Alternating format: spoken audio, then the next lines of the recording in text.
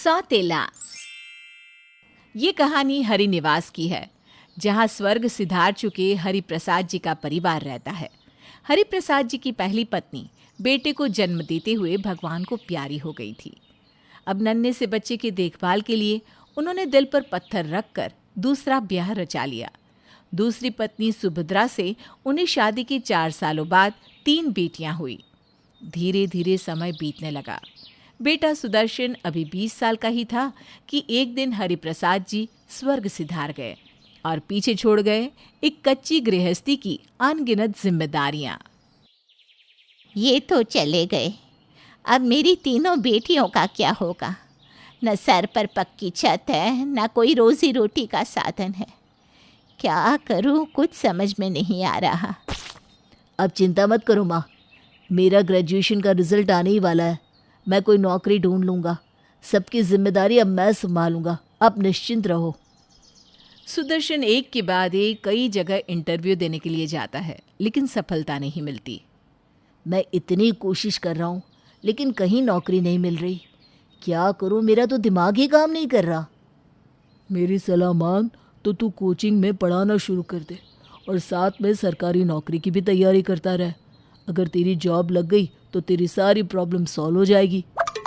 सुदर्शन को दोस्त का सुझाव अच्छा लगता है और वो एक कोचिंग सेंटर में बच्चों को पढ़ाने लगता है।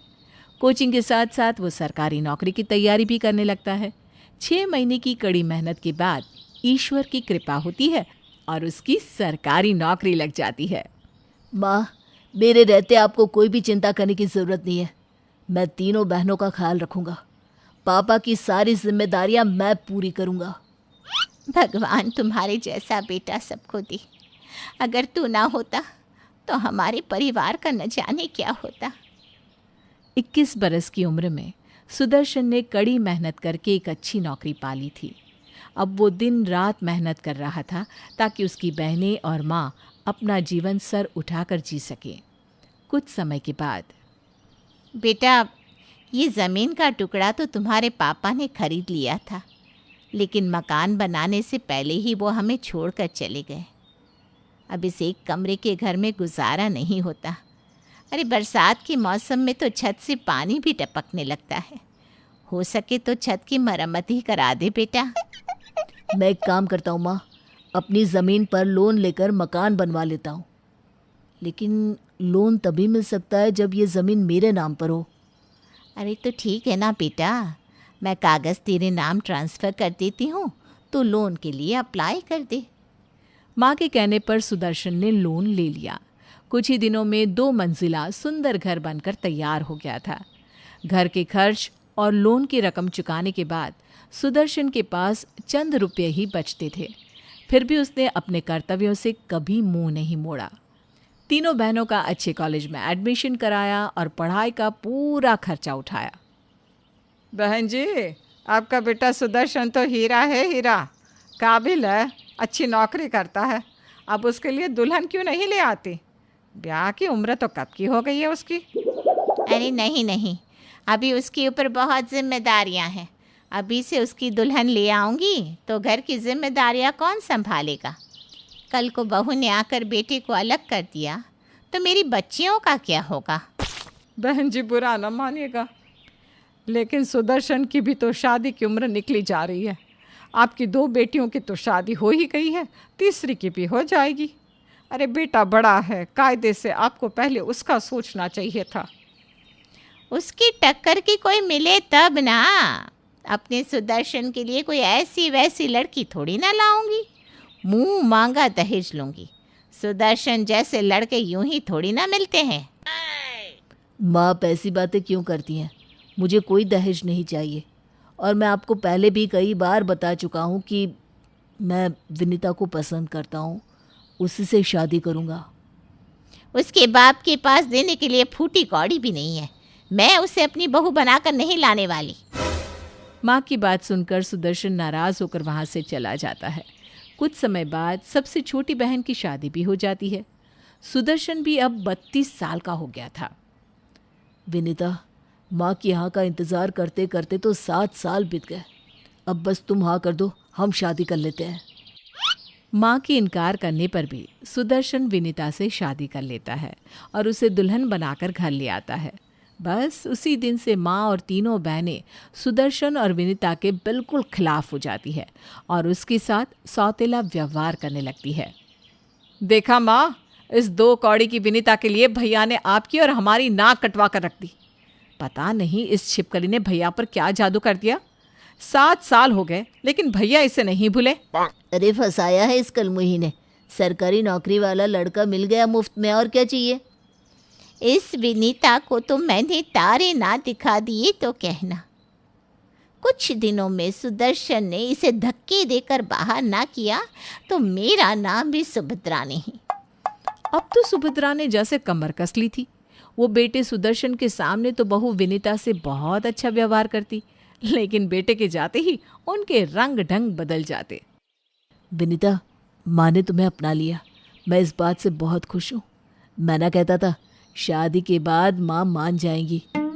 तुम्हारी खुशी में ही मेरी खुशी है सुदर्शन। मैं जानती हूँ तुमने जीवन में कितना संघर्ष किया है, इसलिए तुम्हारी माँ की असलियत बताकर तुम्हें दुखी नहीं करना चाहती। कुछ दिन इसी तरह बीत जाते हैं। एक दिन सुभद्रा और आरती मिलकर एक षड्यंत्र रचते हैं और मौका पाकर छोटी ननद घर के कागज़ ले जाकर भाभी की अलमारी में रख देती है। थोड़ी देर बाद, बेटा आरती, मैंने मकान के कागज़ यहीं अलमारी में रखे थे, कहाँ चले गए। माँ, अभी थोड़ी देर पहले मैंने भाभी को आपके कमरे से निकलते हुए देखा था। क्या कहा? चुट्टी कहीं की। मुझे पता था ये भिखारियों के घर की लड़की ज़रूर कोई छोटी हरकत करेगी। अभी बताती हूँ इसको। माँ, ये कैसा शोर मचा रखा है, क्या बात है? ऐसा क्या कर दिया विनीता ने? तू बस मुझे इसकी अलमारी की तलाशी लेने दे, सारा दूध का दूध और पानी का पानी हो जाएगा। सुभद्रा तेजी से विनीता की अलमारी खोलती है और कपड़े उलट पलट कर देखने लगती है। ये देख बेटा, मकान के कागज़ ये चोरनी चुरा कर यहाँ लेकर आई है। वो तो आरती ने देख लिया, नहीं तो पता नहीं ये क्या करती। मैंने आज तक आपकी अलमारी को छुआ भी नहीं माँ जी। मैंने कोई चोरी नहीं की। ये चोरी क्यों करेगी माँ? ये खुद इस घर की मालकिन है, सब इसी का तो है, इसे चुराने की क्या जरूरत है?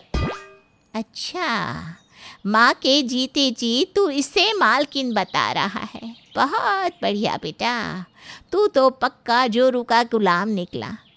और कान खोल कर सुन ले, ये मकान मेरा और मेरी बेटियों का है। माँ बाप तो चले गए, इस मुसीबत को मेरे गले बांध गए। बेटे को बहू का साथ देता देख सुभद्रा आग बबूला हो जाती है और अपने कमरे में लौट आती है। आज इसने मुंह से कहा है, कल को ये सच में अपनी पत्नी को हमारे सर पर मालकिन बनाकर बिठा देगा, तब हम क्या करेंगे। बहुत हो गया, अब मैं फैसला करके ही रहूंगी। सुभद्रा के दिमाग में कुछ खिचड़ी पक रही थी। सुभद्रा के इरादों को तीनों बेटियां भी हवा दे रही थी। इसी बीच विनीता एक बेटे की मां बन गई थी, लेकिन सास और ननदों का व्यवहार उसके प्रति हर गुजरते दिन के साथ बदतर ही होता जा रहा था। एक दिन, सुदर्शन, जो मकान पर लोन लिया था वो पूरा हो गया ना? हाँ माँ, वो लोन तो पूरा हो गया। अभी छोटी की शादी के लिए जो 15 लाख का लोन निकाला था ना, वो चल रहा है। एक काम कर बेटा, मकान की कागज़ वापस मेरे नाम पर कर दे। तेरी तो तरक्की हो गई है, तुझे सरकारी मकान मिल जाएगा, वहीं शिफ्ट हो जाना तुम। माँ, मैंने ये ज़मीन हड़पने के लिए अपने नाम नहीं कराई थी। ज़मीन की मालकिन तो कल भी आप थी और आज भी आप ही हो। इसमें ट्रांसफ़र जैसी क्या बात है? हाँ बेटा, जब मालकिन मैं हूँ तो तू भी तो इन सब से मुक्त हो जा। हैं, आज मैं हूँ, कल रहूँ ना रहूँ, मैं सोच रही हूँ अपने जीते जी इस घर का बंटवारा तीनों बेटियों में कर दूँ।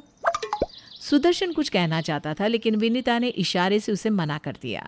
माँ के जाने के बाद, विनीता, पूत तो कपूत होते हैं, मैंने सुना था, लेकिन जो माँ ने किया उसे क्या नाम दूँ?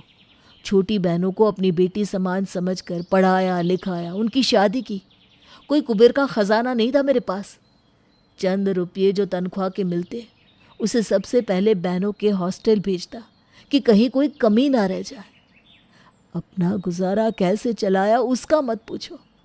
फिर मकान बनाने के लिए लोन लिया, सालों तक पेट काट काट कर उसका लोन चुकाया। बहनों की शादी की उम्र हुई तो अपने पीपीएफ से पैसे निकाल कर उनको ब्याह दिया। मेरा आज और कल सब कर्ज में डूबा था, लेकिन मैं कभी घबराया नहीं। सोचा ये मेरी ही तो बहन है, मेरी जिम्मेदारी है। अपनी कमाई की पाई पाई लुटा दी, यहाँ तक कि मेरा पीपीएफ भी खाली पड़ा हुआ है। भविष्य में ना हमें कोई पेंशन मिलनी है और ना हमारे पास कोई बचत है। और तो और अभी 7 साल तक लोन की किश्तें भी चुकानी है। इतना सब करके भी माँ को संतोष नहीं, अब हमारे सर से छत भी छीनना चाहती है। जब हमारे लिए दिल में ही जगह नहीं तो मकान में जगह लेकर हम करेंगे भी क्या। आप फिक्र मत करिए, मुझे कोई दुख नहीं। आप भी कोई बात अपने मन में मत रखिए। आपने जो किया वो आपका फ़र्ज़ था। 2 दिन बाद सुभद्रा मकान के कागज़ लेकर आ गई थी। ये ले सुदर्शन, इन पर साइन कर दे और देख ले तुझे कोई सरकारी मकान मिल जाए तो वहीं शिफ्ट हो जा। मैं नीचे की मंजिल किराए पर देने का सोच रही थी। आंखों में आंसू भरकर सुदर्शन ने मकान के कागज़ पर साइन कर दिया और हाँ में गर्दन हिला दी। जीवन भर परिवार के लिए अपना सब कुछ लुटाने वाले बेटे को सुभद्रा ने पल भर में सौतेला कर दिया था। अपनी पत्नी और बेटे को लेकर अगले ही दिन वो मकान छोड़कर चला जाता है।